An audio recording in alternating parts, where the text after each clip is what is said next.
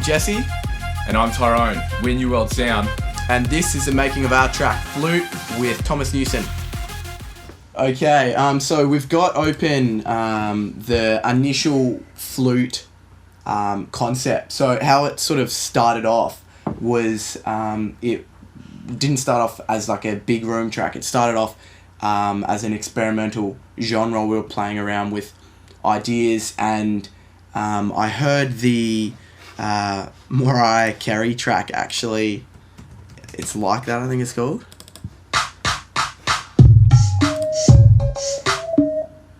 And so that little flute I thought was cool. So like we normally get like influenced by like hip hop and other all different kinds of genres. Yeah, definitely. This was like a new genre that we were playing around with. We just call it 120s because it's like 120 BPM, but basically it's like a combo of, I don't know, Dutch house, reggae, new age, trap sort of, yeah. But I haven't really heard anything like it, but this is initially how the concept of flute came up. I'll run through this quickly with you guys, and then we'll go into the big room flute version that you guys all know.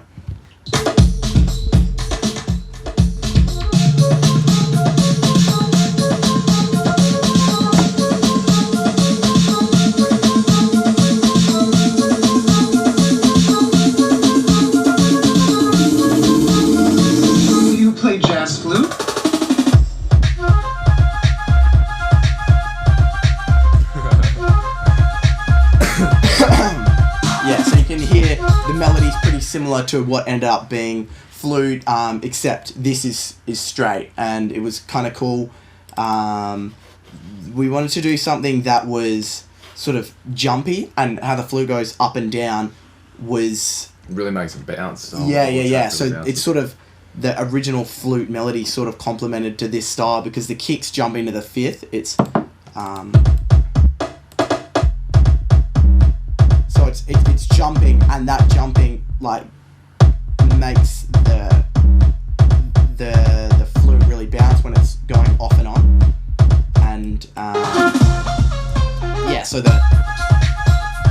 and then we had another melody that we used, but we didn't end up using this in the final version of flute. But I'll play it for you guys now.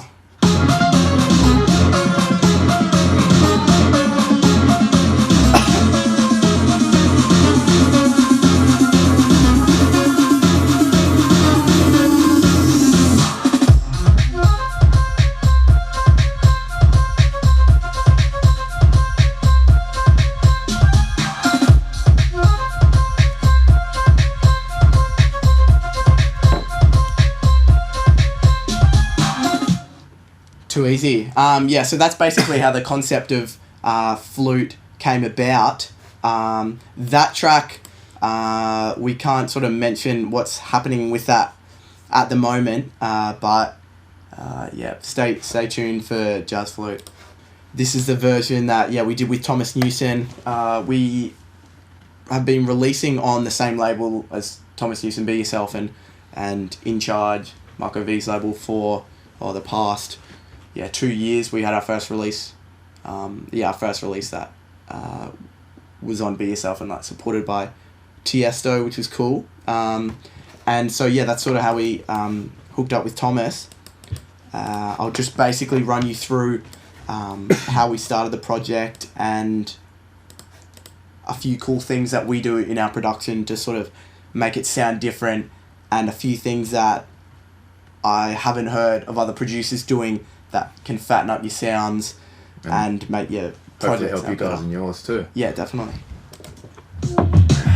So this is just a basic intro of flute. You can hear it's already starting to set up the groove with the rolling toms like that as well. Starting to introduce. This song's triplet. So a lot of the sort of big room tracks have the triplet because the big kick takes up so much room. It's hard to get the groove, so the triplet sort of gives it a bounce and a jump to it. So in the intro we've just got two ambient sort of flutes, and they're just filtering in.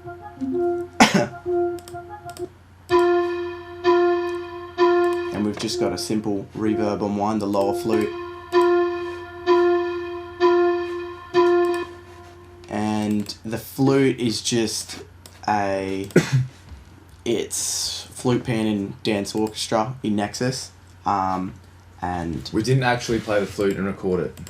It's from Nexus, which is... Yeah, Nexus is awesome.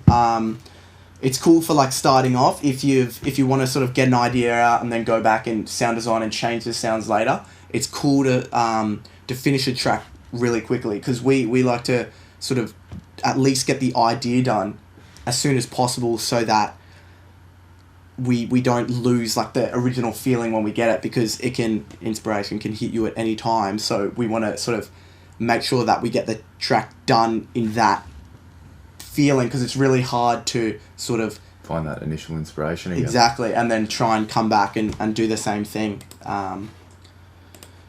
Okay, so now going into the breakdown, we've got...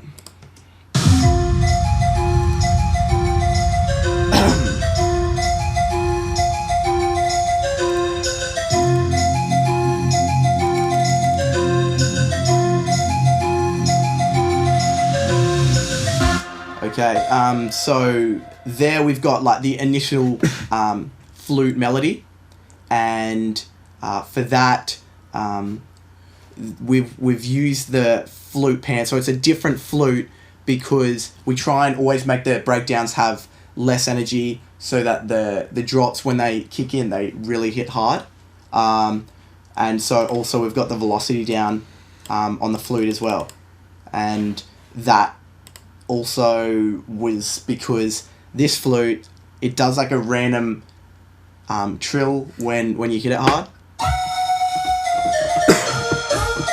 which we didn't want. We just wanted it really mellow and sort of to ease into the flute concept, because the whole track's based around a flute, and it sort of helps it to build more.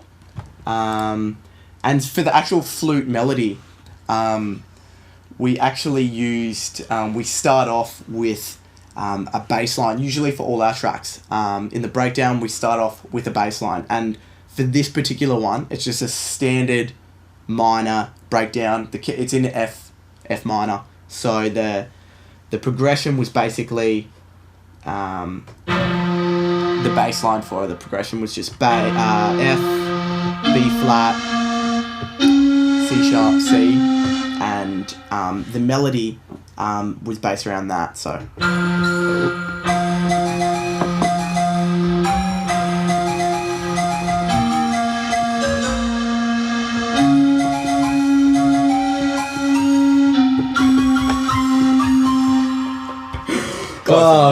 close enough. We get we've learnt piano for 5 years each, but we gave it up in high school to focus on music, but on this kind of music.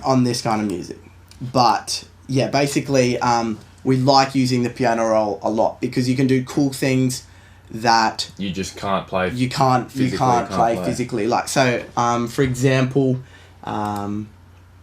in the flute, in the breakdown, the initial melody was just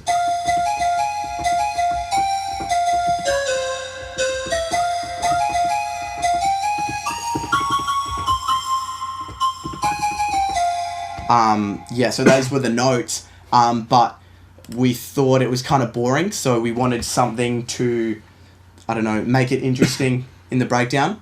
So we added these glitches here, and so they're just randomly timed. We made the notes really small, and you can hear it just has that stutter feeling, and we've added, it's mainly before each change of phrase. Yeah.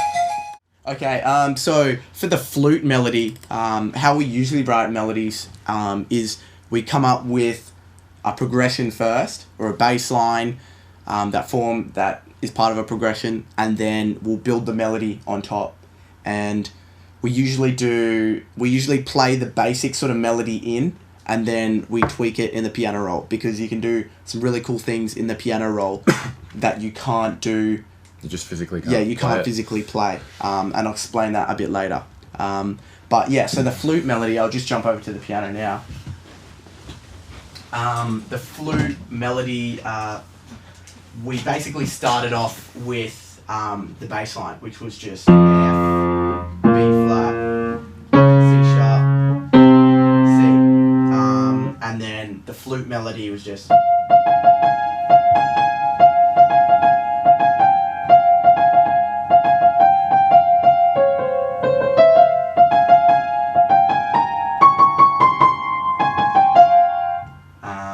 And so that was the basic, how we sort of started off the track. And then from there, we took it into the project, and we played the flute part in, and that one is dance orchestra, flute, pan, in Nexus. So there's like we used 3 flutes in flute. Because of the energy. It's really hard to sort of make a track flow and have a lot of impact in the drop if you've rinsed it in the breakdown. Yeah, exactly. Plus with Nexus, because of the way that it works, it's a rompler, which is basically it's very similar to a sampler. So in this case, some of the flute sounds, when they were being played and recorded, the player has played them with more energy or less energy. So obviously the ones with the more energy are the ones, the flute that we use in the drop, whereas the one has less, where the initial player has played with less energy, we've used that in the breakdown. Yeah, okay. And so for the initial flute melody, we had the but we thought it was a touch boring, and we wanted something to make it a bit different. So we added these stutters in. And they're just really short notes in the piano roll, and they ease it into the next phrase of like when the bass changes, basically. And so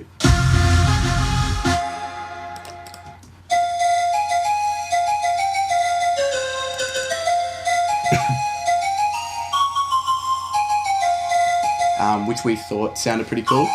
And also, the velocities are down. We do like to play with the velocities a lot, because it can sort of create a realness in your tracks and make it feel humanized and more sort of connected. And so we're always like changing velocities to suit whatever desire we need. Okay, now next part in the breakdown, it goes into the main lead section.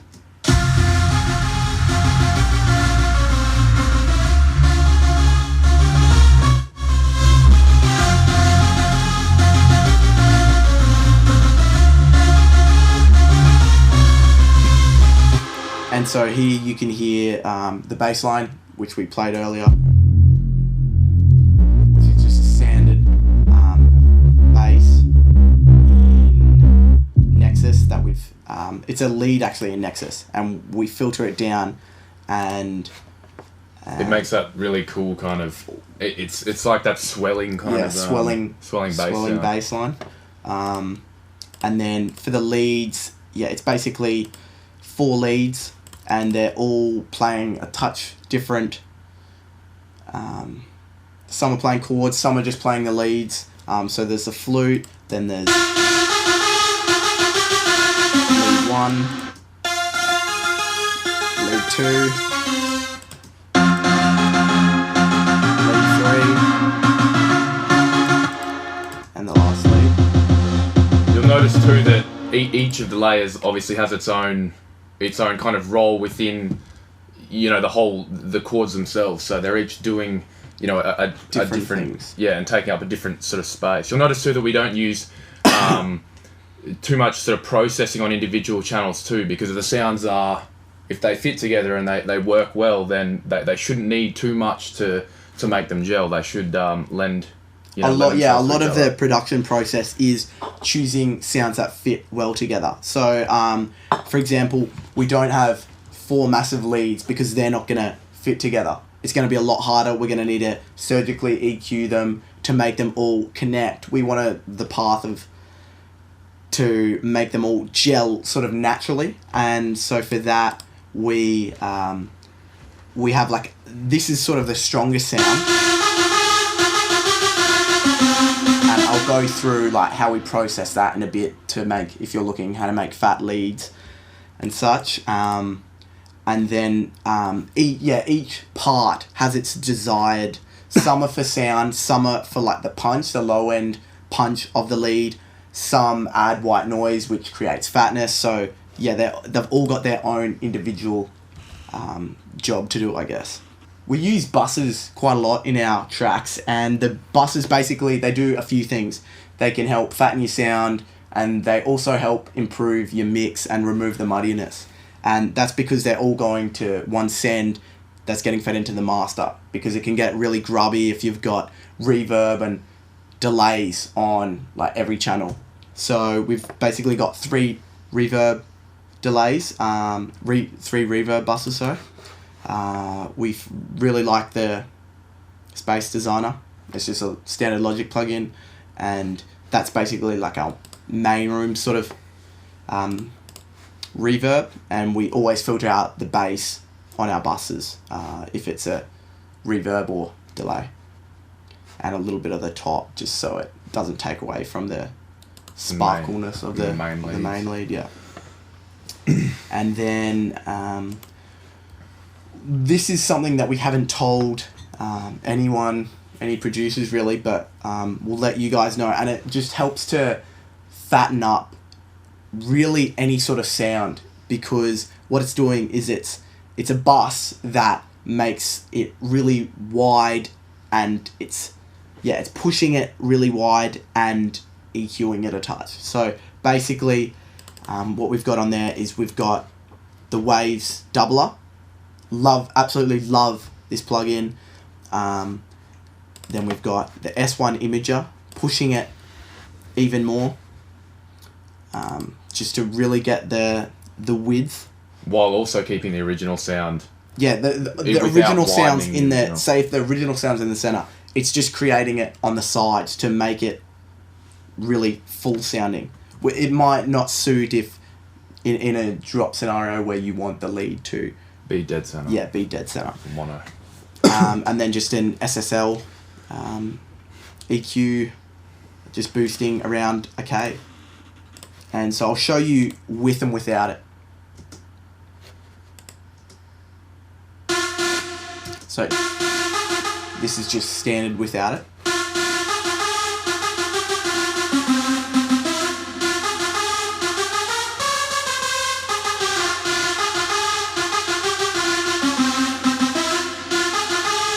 I'm not sure if you can hear like out of the camera microphone, but basically, yeah, it's really making the sound take up the whole sort of mid spectrum, not the whole thing, because the other leads like will take the top and mid and lower frequencies, obviously. So we've still cut out the bass to ensure that the bass is the only thing that's powering it along. Okay, next, the vocal. And the vocal, interesting story. We'd finished the whole track, and yeah, we needed like a vocal. We've got a guy who does it for us usually, and we needed like something to get him to say. And we'd just been listening in the car to ASAP Rocky fucking Problems, and the track was about flutes, and so we're like, oh, okay, what can we do that, I don't know, incorporates a flute in the drop but doesn't sound gimpy and isn't put your hands up, isn't like put your fucking hands up. So yeah, we were like, oh, Bad Bitches, fuck to flute, and it worked. So I'll just run through it quickly now. This is the original vocal that I got sent. Bad bitches fuck your flute. Bad bitches fuck your flute. Bad bitches fuck your flute. And then basically what we did was a few different things. First, the Logic picture is really bad. No offense to Logic. So we just used Isotope RX, which is an awesome plugin for pitching if you do have Logic. But Cubase and Ableton have awesome pitching. And so then we pitched it down. The original vocal was in E, so then we pitched it up to F, and then we pitched another one down to C. So it's the fifth, and the first and fifth always fit together, and so it just creates a really strong vocal. So here's a low one. And so on that, we've just got RVox and bus settings. We've got the spreader, the 3 reverbs, and a bit of delay. And then the main leaders, again, the RVox, Nectar, which we really love, by Isotope. For vocals. Yeah, it's awesome. Works wonders. And then, yes, together, they...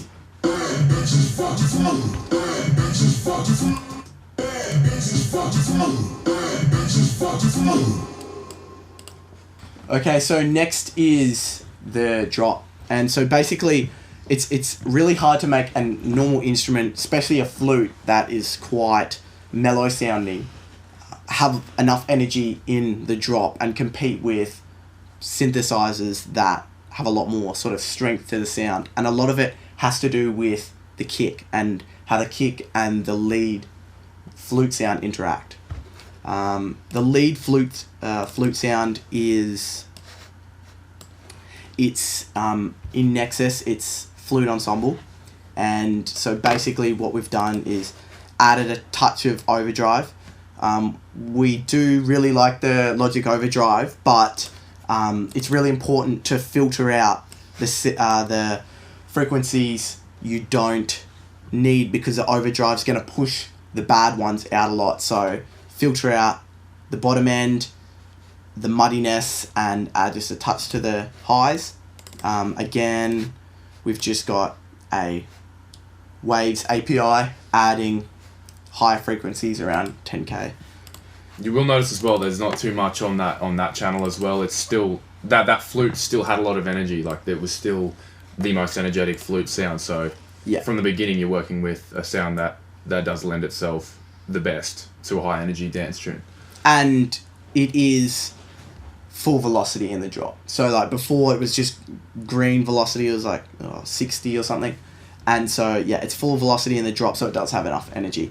And so if you can see here, the riff is really similar to the riff that was in Jazz Flute I showed before, except it's triplet. So instead of going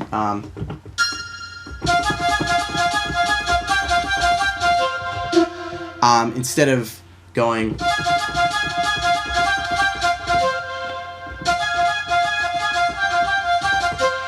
it it does a triplet. So instead of the thing is that it because when you're using a big kick, there's not too much to give the track, groove in this kind of with this kind of MIDI sequence. So it's like, in making it a triplet, it really gives it a lot of bounce, because it feels like the whole thing's swinging. It's almost, it's like a heavy swing. And so the whole thing really bounces, and definitely that's what makes it sort of work. And the melody, so that was the initial for the first 2 bars. The melody is but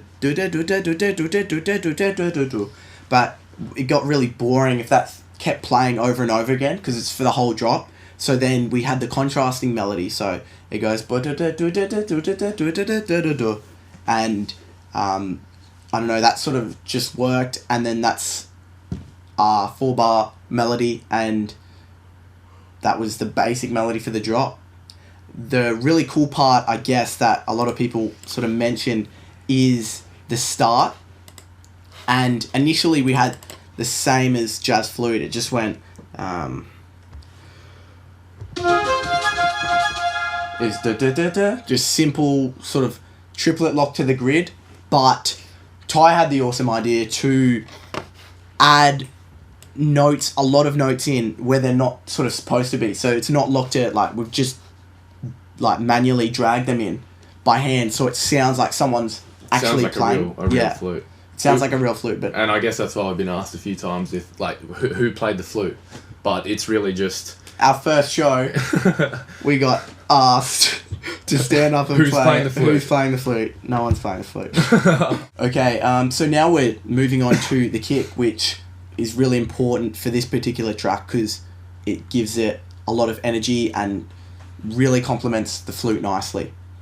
And it's also been sampled a fuckload recently, which is cool to see, I guess. The way we sort of make kicks is similar to the hardstyle guys. That's for the big room kicks because we actually do them in a separate project because it does take a lot of fiddling. And so it basically consists of three things, like the top kick, the sub bass, which is the low end, and the mid sort of aggressiveness of the bass and how they sort of interact. The thing is with these kicks that they seem like they're just a really powerful, distorted kind of mass of energy that just that doesn't really have they just kind of seem like they just hit hard and that's all that is to it. Where there is a lot more. There's a lot, going in behind the scenes. Especially, I think the most important thing with this one too, with this track, is that typically a triplet style groove will be the accents on the offbeat. You one of our past tracks, if you guys listen to that, you'll hear that it really is on the. You really want to bounce to that, like it the accent is on the offbeat, and if you listen to it, you'll really hear that the guitar when it chugs up, it makes you want to bounce to it. Whereas in this case, it's a triplet, but the accent, the heaviest beat, is on the first beat of the bar, and that's where the kick is, and that's what really drives it. Moving on to how the kick sort of bounces. This is actually Thomas's sort of idea, I guess, and he came up with the concept. And basically, the concept is the side chaining the kick. So we're side chaining the bass of the kick so that it does really bounce. Okay, and so if you can hear or see the waveform here, it starts up and then it knocks down after a third of a second, so that the bass, when it comes up, it does give it the jump and bounce. And so you can do that as much as you want depending on how you want the track to sound. So if you just get up, say Nicky Romero or the LFO tool, they can all do the same thing. And you just choose, we used like the nice and tight setting, except then you bring the start back a bit. And you'll just have to hear it until it sounds right. But see, if we put it on full, that's too much. It's bouncing way too much. But then if we ease it back, you can hear it. So that is the normal flute kick. If you did want that extra bounce, it gives it to you. And so, like, an example is one of our new tracks that hasn't actually been released. This is a kick that Ty did, and so he used a lot more of the sidechain on the kick to make it really bounce. And it sounds like a Melbourne track, I guess, because it bounces so much. I'll play it for you now. So it sounds like it's a kick and bass, but it's just the kick. Thanks for watching, guys. We're New World Sound. See you guys soon.